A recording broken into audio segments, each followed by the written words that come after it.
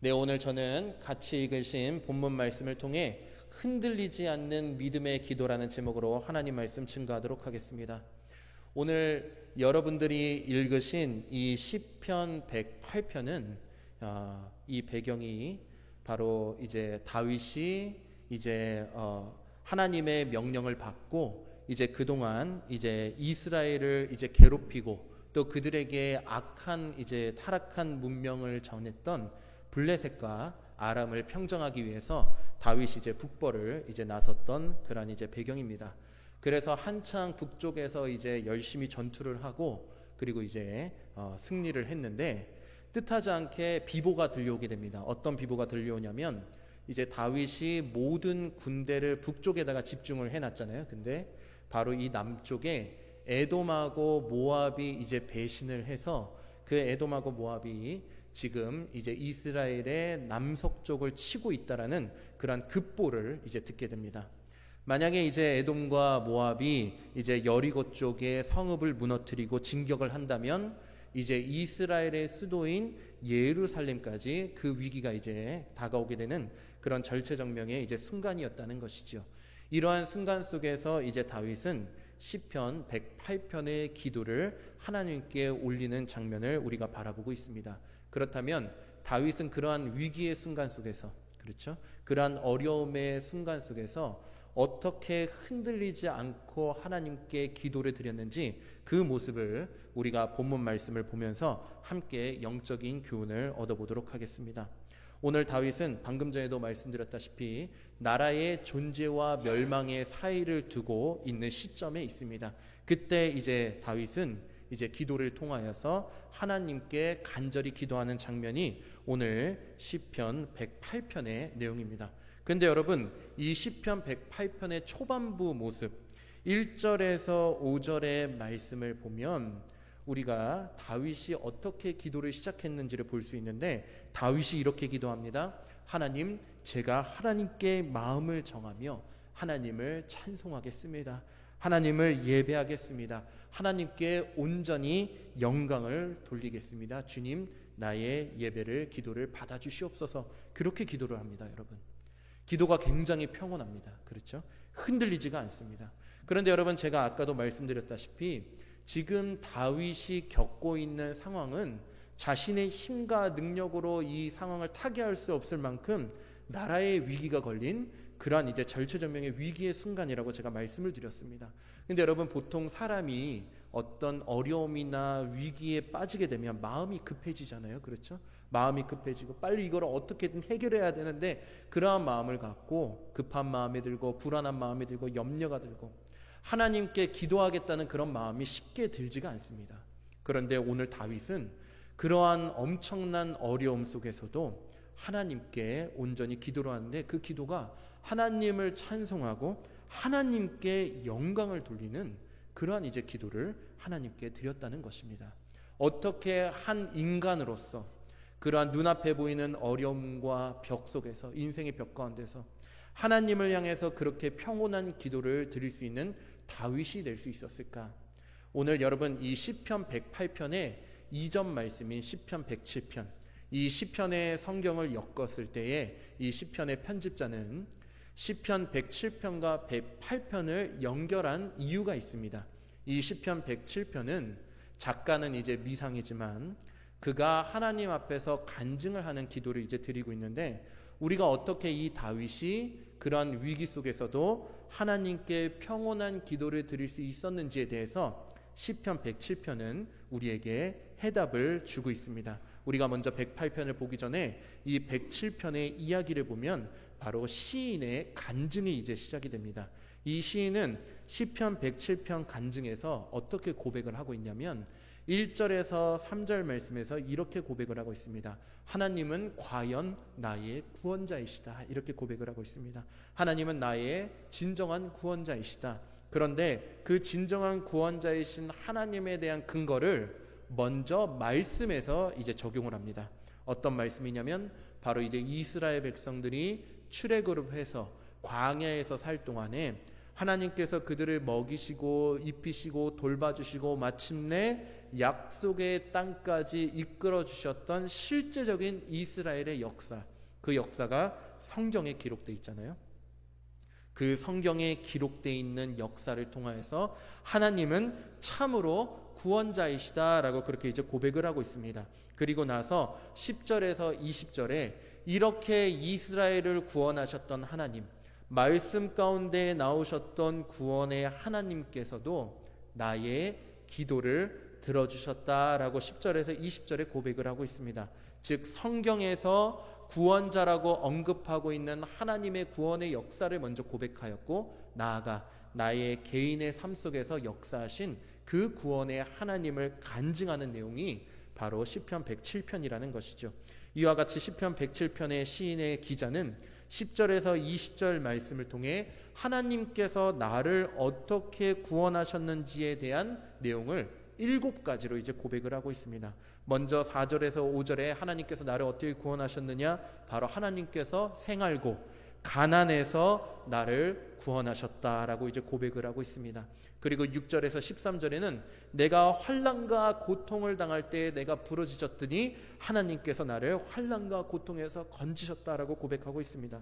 세 번째는 내가 인생의 길을 걸어가는 동안에 방황하고 있는데 7절에서 14절 말씀에 하나님께서 방황하는 나를 붙잡아 주시고 다시 한 번 더 하나님께 돌아오게 하셨다라고 고백하고 있습니다. 네 번째는 내가 정말로 극심하게 우울증에 빠지고 슬픔에 빠졌던 그 가운데 하나님께서는 나의 슬픔을 위로하시고 기쁨을 주셨다고 고백하고 있습니다. 다섯 번째는 내가 사망과 죽음에서 걸어가고 있는 그 죄에서 하나님께서 돌이키게 하셔서 그 죄를 용서하여 주시고 다시 한번 생명의 길로 나를 인도하셨다고 10절과 12절에서 고백하고 있습니다. 그리고 16절 말씀에서는 내가 인생의 길을 찾지 못했을 때에 하나님께서 나의 길을 예정하시고 예비하사 내가 그 길을 걸어갈 수 있도록 하나님께서 인도하셨다라고 고백하고 있습니다. 마지막으로 18절에서 20절에서 내가 몸에 마음에 질병이 들어서 맛있는 음식까지도 싫어할 때에 하나님께서는 이 질병에서 나를 구원하여 주셔서 건강한 몸으로 하나님 앞에 예배하게 하셨다라고 그렇게 간증을 하고 있습니다. 여러분, 이 시인의 간증은 마치 오늘날 우리가 삶을 살아가는 이 삶 가운데 하나님께 드리는 기도와 별반 다르지 않습니다. 그가 가난을 겪었을 때 하나님께서 물질로 축복을 해주셨고, 환난과 고통을 당하셨을 때 건져주셨고, 방황하셨을 때 하나님께서 나를 붙잡아 주셨고, 내가 세상의 위로를 받지 못하는 우울과 슬픔에 빠졌을 때 하나님께서 평안으로 위로하셨고, 내가 죄의 문제가 해결되지 않아서 마음의 괴로움을 느꼈을 때 하나님께서 죄의 문제를 해결해 주셨고, 갈 길을 찾지 못해서 어디로 갈까 내가 혼동스러운 가운데 그 길을 정해 주셨고, 내가 나의 힘으로 어쩔 수 없는 이 육신의 연약함을 겪었을 때 하나님께서 회복하여 주셨던 이러한 시편 107편의 기자가 하나님이 바로 이러한 구원자이심을 우리에게 간증하며 하나님을 소개하고 있는 것입니다. 그리고 마지막으로 21절 22절 말씀에 과연 하나님은 나의 구원자가 되시고 나는 그 하나님께 감사한다라고 이제 마무리를 하고 있는 것입니다.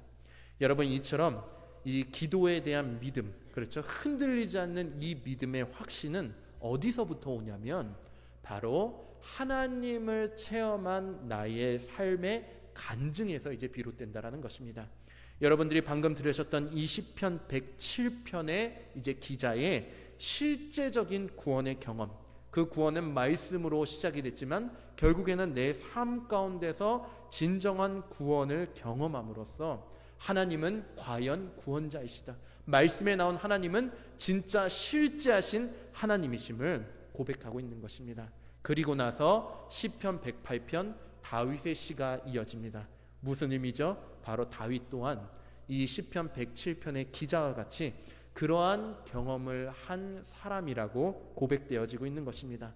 다윗 또한 시편 107편의 기자와 같이 어려움과 환난과 문제가 있을 때 늘 하나님께서 자신을 지켜주시고 자신을 인도하셨다라는 그러한 인생의 여정이 바로 사무엘 하 내용에 다 들어있죠. 그렇죠? 그래서 다윗은 어느 순간이건 어떤 위기건 그리고 어떤 불행한 일을 겪든지 간에 그는 하나님을 향한 온전한 믿음을 포기하지 않았습니다.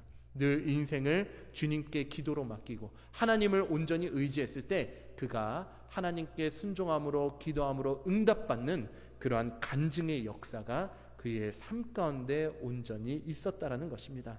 즉 여러분, 간증이 없는, 다시 말하면 하나님을 만난 체험이 없는 그냥 맹목적인 신앙이라면 그것은 정말로 여러분 불행한 신앙이 되고 마침내 우리에게 어려움과 문제가 찾아왔을 때 흔들리게 되는 우리의 신앙을 모습을 보여주게 된다는 것이죠.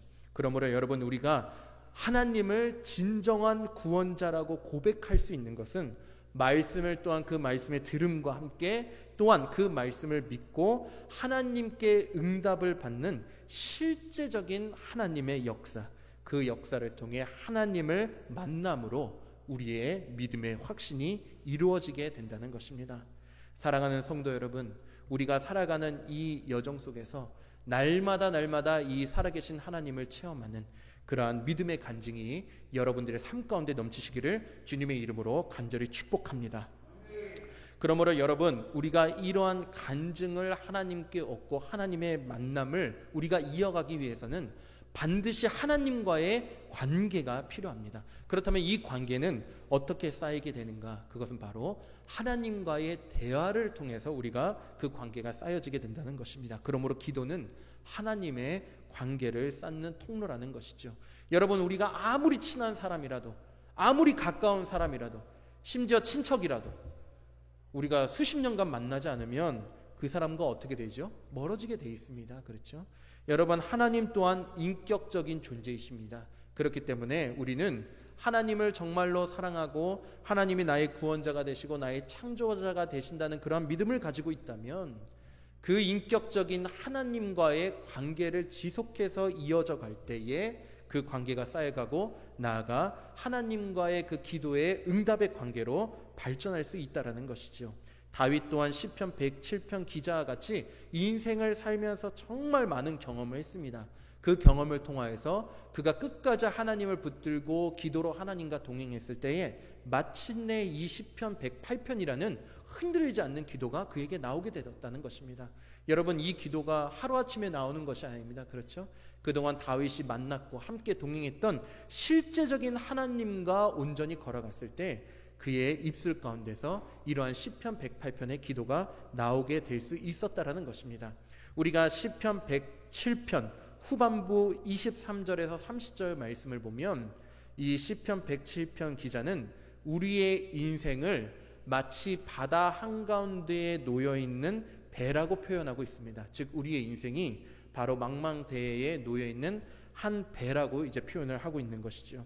여러분, 배를 타고 가다 보면 때때로는 평온한 바다, 잔잔한 바다를 만날 때가 있습니다. 그러나 여러분들도 알다시피 뜻하지 않는 폭풍우와 큰 파도를 만날 수 있는 것이 바로 항해입니다. 그렇죠? 이처럼 이러한 망망대해에 나아가는 항해하는 이 배가 우리의 인생과도 같다라는 것이죠. 때로는 평온하고 잔잔한 인생의 길을 걸어가는 것이 있지만 어쩔 때는 뜻하지 않는 폭풍우와 큰 파도를 만날 때가 있습니다. 그런데 여러분, 우리의 힘으로 그 자연의 힘을 막을 수 있습니까? 큰 폭풍우와 큰 파도를 우리의 힘으로 멈출 수 있습니까? 결코 그럴 수 없습니다. 아무리 여러분 큰 구축함, 우리가 정말로 이 전 세계의 모든 기술력을 동원해서 아주 그냥 훌륭한 배를 만든다 할지라도 우리가 그러한 자연재해를 만났을 때는 그 폭풍과 큰 파도를 우리의 힘으로 이겨낼 수 없다는 것입니다. 여러분, 미국이 세계 경제 대국이잖아요. 그렇죠? 그래서 우리 젊은 청년들은 이 미국을 천조국이라고 하는데, 천조국이 뭐냐면 국방의 방위를 위해서 천조의 돈을 쓴다 그래서 천조국이라고 이제 표현을 하고 있습니다. 이처럼 미국이 경제대국, 군사대국인데, 여러분, 미국이 매년 주기마다 경제가 흔들리는 때가 있는데 여러 가지 요인 중에 하나가 뭐냐면 미국의 허리케인이 불어올 때 바로 이제 미국의 경제가 흔들린다고 합니다. 그렇게 여러분, 세계의 모든 기술력을 다 가지고 있고 경제도 가지고 있고 군사도 가지고 있는 미국이 이 허리케인이라는 자연재해를 이기지 못해서 그 경제와 나라가 흔들리게 되는 위기가 이제 벌어져오는 그러한 것을 우리가 바라볼 수 있습니다. 이처럼 여러분, 우리의 인생 가운데는 아무리 훌륭한 배를 가지고 있다 할지라도 그 큰 파도와 그리고 그 큰 폭풍을 우리의 힘으로 막을 수 없는 한계가 분명히 이제 존재한다는 것입니다. 그런데 여러분, 이 다윗은 그러한 자신의 힘으로 해결할 수 없는, 그렇죠? 모든 군사가 북쪽으로 집중되어 있고 남쪽에는 수비병사도 없는 그러한 위기의 절망 속에서 그는 하나님께 평온히 기도를 합니다. 왜 그럴 수 있죠? 바로 그 배가 훌륭하든 그 배가 훌륭하지 않는 무슨 뗏목 같은 배든 그거랑 상관없이 만약에 그 배를 이끄는 선장이 내가 아니라 나를 창조하시고 나를 구원하신 예수님이라면, 만약에 그 배를 조종하시고 그 배로 나를 하나님의 나라로 이끄시는 선장이 바로 내가 아니라 나의 구원자이신 예수님이라면, 내가 뗏목을 타든 큰 함선을 타든지 간에 그것은 중요하지 아니하고 바로 그 폭풍우와 그 큰 파도를 제어하시고 그 모든 것을 멈추게 하시고 극복하게 하시는 예수님이 나와 함께라면 나는 이 위기의 절망 속에서도 예수님의 이름을 부르며 그 주님을 찬양할 수 있습니다 라는 고백이 바로 이 다윗의 고백이었다라는 것입니다. 사랑하는 성도 여러분, 다윗과 달리 이러한 믿음을 보여주지 못했던 사람들이 있습니다. 바로 예수님의 제자들입니다. 마가복음 4장 38절에서 40절에 제자들이 이제 배를 타고 건너가고 있는데 큰 파도와 큰 폭풍으로 이제 만나게 됩니다. 그때 예수님은 뭐하고 계셨죠? 주무시고 계셨어요. 근데 여러분, 대부분 제자들의 출신이 뭐죠? 어부 출신입니다. 어부 출신. 그렇기 때문에 평생을 어부로 살아온 이들은 그러한 이제 큰 파도와 큰 폭풍우를 살면서 몇 번은 만나봤을 거예요. 그렇기 때문에 그 큰 파도와 폭풍우가 왔을 때 그들은 그들의 힘으로 어떻게든 이 큰 폭풍과 파도를 극복해보고자 한번 노력해봤습니다. 닷도 이제 꽂아보고, 그렇죠? 노도 한번 저어보고, 어떻게든 그동안 자신들이 가졌던 능력과 경험으로 이 위기를 타개해보려고 했지만 결국에는 어떻게 됐죠? 그 파도와 폭풍이 더 크게 이제 일러서 제자들이 어떻게 할 줄을 모르는 그러한 이제 위기의 상황에 놓이게 됩니다. 그때 비로소 보이는 사람이 누구죠? 예수님이라는 거예요. 주무시는 예수님. 그리고 그 예수님을 깨웁니다. 주님, 우리가 이 큰 파도와 폭풍 때문에 죽게 되었는데 어찌 우리를 돌보시지 아니하십니까? 그때 예수님께서 깨어나셔서 제자들을 쳐다보지 않으시고 배 앞에 서셔서 폭풍우야 멈춰라, 바람아 멈춰라, 파도야 잔잔하라, 이렇게 딱 두 마디 하시니까 어떻게 됐죠? 그렇게 불었던 거센 바람이 멈추게 되고 폭풍우가 잔잔하게 되는 역사를 맞이하게 됩니다. 그리고 예수님께서 제자들을 돌아보시면서 이렇게 말씀하십니다. 믿음이 적은 자들아, 내가 너와 함께 하는데 어찌하여 그렇게 염려하고 근심하느냐. 이 믿음이 적은 자들아. 예수님께서 탄식하면서 제자들에게 말씀하시는 내용이 나옵니다. 다윗과 달리 그러한 흔들리는 믿음을 보여줬던 제자들의 모습. 오늘 이 다윗과 그 제자들의 모습을 보면서 오늘은 우리가 하나님 앞에서 기도하는 주님의 백성으로서 어떠한 모습을 하나님께 보여주고 계십니까? 사랑하는 성도 여러분, 이 시편 108편의 기도를 드렸던 다윗과 같이 하나님 앞에서 늘 흔들리지 않고 주님을 의지하고 하나님을 내 인생의 항해의 선장으로 온전히 여기셔서 주님과 함께 하나님의 나라에 가는 그날까지 하나님과 동행할 수 있는 여러분들의 흔들리지 않는 신앙이 되시길 주님의 이름으로 간절히 축복합니다. 그렇다면 여러분, 오늘 이 시편 107편과 108편을 종합하여서 또 제가 정리를 하자면 우리는 지금부터 어떠한 기도를 하나님께 드려야 되는가를 한번 마지막으로 나누고 말씀을 마무리하도록 하겠습니다. 우리는 지금부터 어떻게 기도해야 되는가? 첫 번째는 먼저 하나님과의 관계를 형성해야 된다는 것입니다. 오늘 본문 1절 말씀을 보면 다윗이 이렇게 얘기합니다. 내가 하나님께 내 마음을 정했습니다 라고 이렇게 표현을 하고 있습니다. 즉 하나님과의 관계는 나의 모든 인생의 주인이 하나님이심을 인정함으로 시작이 됩니다. 그러므로 나의 인생의 주인이신 하나님을 찬양하십시오. 그분에게 영광을 돌리십시오. 그리고 두 번째는 하나님께 나의 시간을 드리십시오. 오늘 2절 말씀을 보니까 비파야 스구마 깰지어다 내가 새벽을 깨우리로다 라고 말하고 있습니다. 다윗은 자신의 인생의 하루를 시작하기에 앞서서 먼저 첫 시간을 하나님께 온전히 드림을 우리가 말씀을 통해서 볼 수 있습니다. 즉 다윗은 새벽의 시간을 매일매일 하나님께 드리는 기도의 사람이었다는 것입니다. 그의 기도가 한순간에 이루어진 것이 아니라 매일매일 하나님께 기도함으로 그 기도가 쌓이게 되었다는 것이죠. 하루의 첫 시간을 하나님께 대화함으로, 하나님께 맡김으로 모든 인생의 과정과 결과를 하나님께 온전히 맡겨드리는 믿음을 다윗이 보여주었다는 것입니다. 이 해석은 하루의 첫 시간을 주님께 드리는 것은 내 시간을 전부 주님께 드리는 것과 이제 같은 믿음의 해석이라는 것입니다. 그러므로 먼저 하나님의 내 삶의 주인이심을 인정하면서 그것으로 시작으로 하나님께 우리의 시간을 드리며 기도하는 것이 바로 하나님과 나 사이의 기도의 관계를 형성하는 첫 번째 단계라는 것입니다. 두 번째는 바로 감사의 기도입니다. 오늘 본문 3절 말씀 보면 내가 만민 중에서 주님께 늘 감사하고 하나님을 찬양하겠다라고 고백하고 있습니다. 여러분, 오늘 우리가 살아가는 이 세대는 감사를 잃어버린 세대 속에서 우리가 살아가고 있습니다. 하지만 여러분, 감사는 바로 이 하나님과의 관계를 돈독하게 하고 하나님과 나 사이를 연결하는 통로입니다. 왜냐하면 감사는 바로 하나님께서 반드시 이루실 것이라는 언약의 증표이기 때문입니다. 자녀에 대한 염려가 있으십니까? 자녀에 대해 하나님께 감사하십시오. 하나님, 내 자녀를 지켜주셔서 감사합니다. 앞으로도 지켜주실 것에 대해서 감사를 드립니다. 여러분, 삶 가운데서 재정적인 어려움이 있으십니까? 감사하십시오. 하나님, 주님께서 나의 삶을 책임져 주실 줄 믿습니다. 나의 삶을 풍족하게 하실 줄 믿습니다. 그러기에 감사합니다. 주님, 건강에 문제가 있으십니까? 하나님께 감사하십시오. 하나님, 나에게 더욱더 건강한 몸을 주시고 회복해 주실 것을 제가 믿습니다. 하나님이 나의 구원자이심을 감사하십시오. 하나님, 제가 지금 이 삶 속에서 부족하고 연약한 모습으로 살아가지만 그럼에도 불구하고 예수님 나를 사랑하시고 나를 구원하셔서 하나님의 나라로 이끄심에 감사합니다. 이러한 여러분, 감사는 바로 믿음에 대한 확신이며 그 감사가 바로 하나님과 나 사이의 언약이 된다는 것입니다.